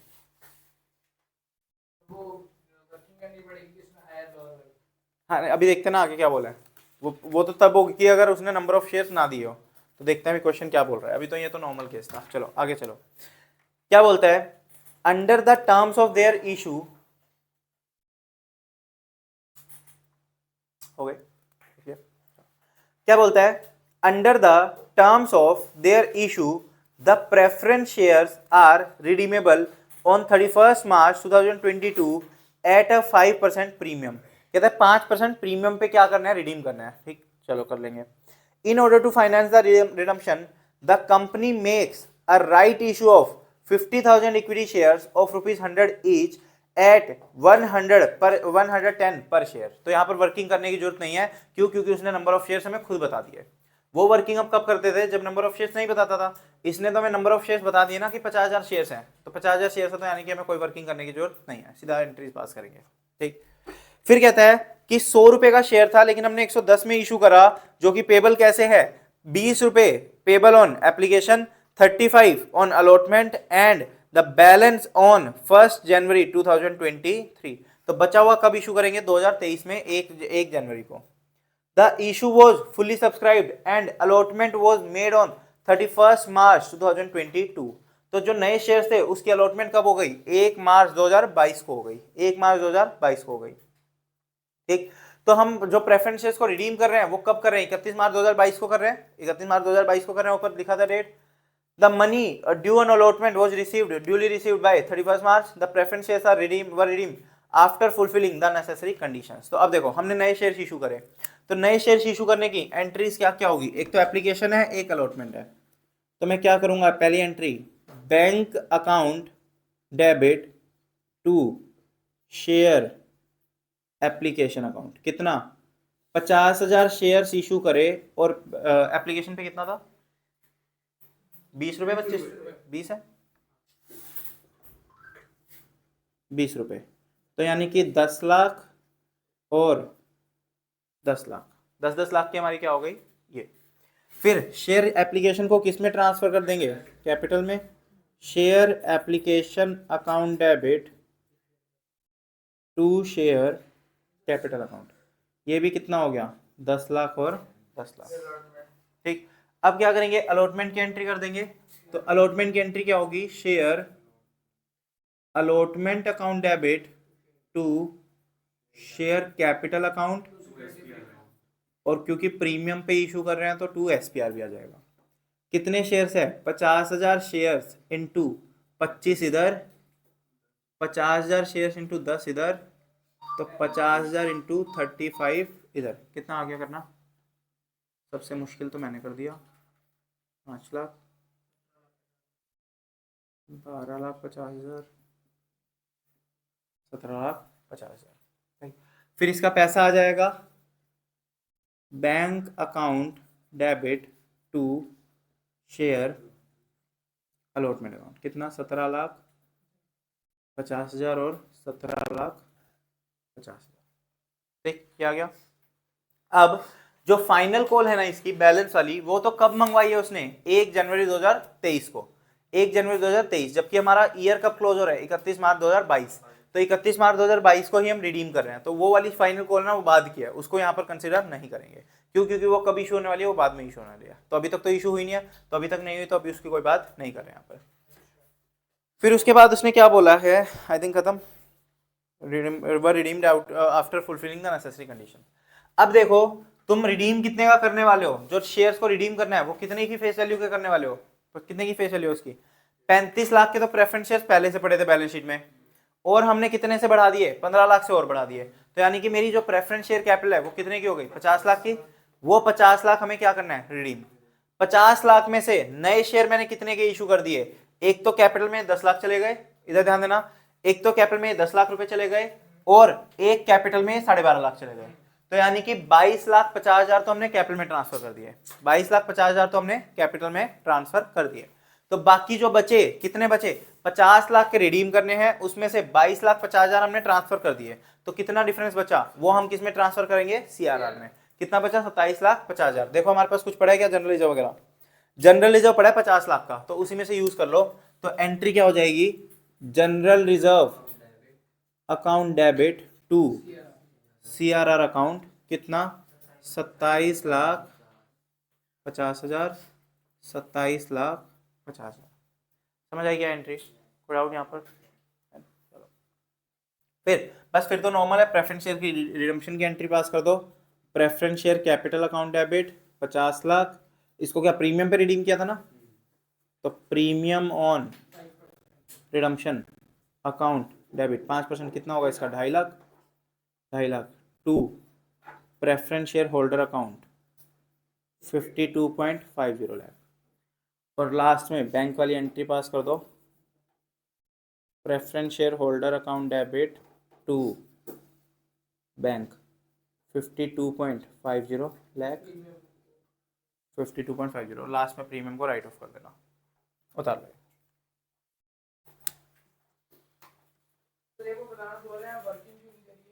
क्योंकि नंबर ऑफ शेयर्स दिए हुए थे, उसने बोला था ना 50,000 शेयर इशू कर रहे हैं, वो तो कब था, अगर क्वेश्चन हमें नंबर ऑफ शेयर्स ना बताए ना, तो हमें वो वाली वर्किंग करके नंबर ऑफ शेयर्स निकालने होते हैं, बट अगर नंबर ऑफ शेयर्स बता दिए क्वेश्चन ने, तो फिर कोई वर्किंग करने की जरूरत नहीं।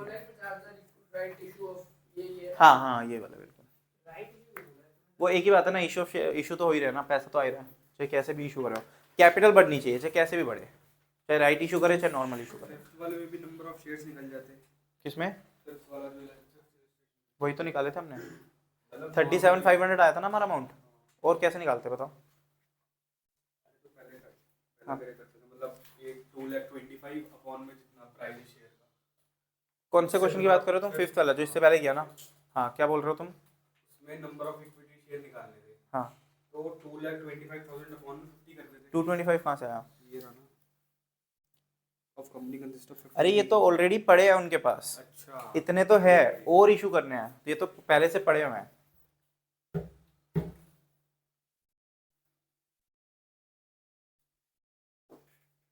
ये डिवाइड करके भी 3750 ही आ रहा था क्या? नहीं कितना आएगा, 225 डिवाइड बाई 50, तो 4500 तो हमारे पास पड़े हैं, और हमने कितने नए इशू करे थे, 37,500 इशू करे थे ना, तो 37 डिवाइड बाई 50 करना, 37,500 डिवाइड बाई 50, 4500 पहले से पड़े और 750 हमने और इशू कर दिए।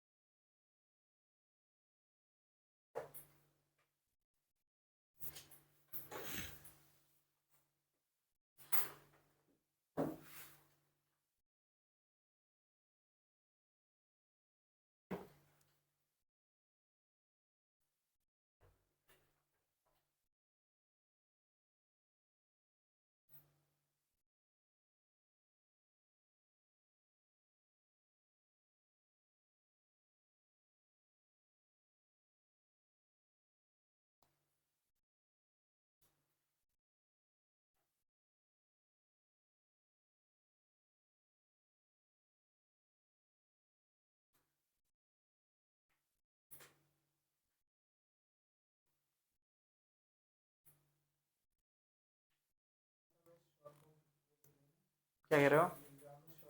थोड़ी बहुत चल जाती है, जैसे प्रेफरेंस शेयर होल्डर चल जाएगा, प्रेफरेंस शेयर कैपिटल चल जाएगा, जनरल रिजर्व सीआरआर ऐसे चल जाती हैं ऐसे। किस चीज का?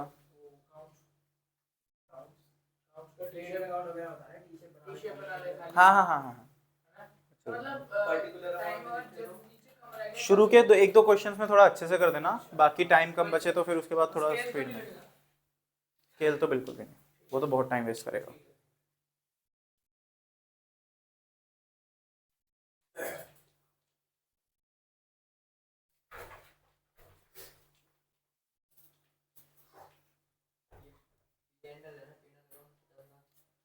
कैंडल ये प्रेफरेंस शेयर कैपिटल, वो भी ये preference share holder, preference share capital premium to preference share holder, preference share holder to bank, ये वाला।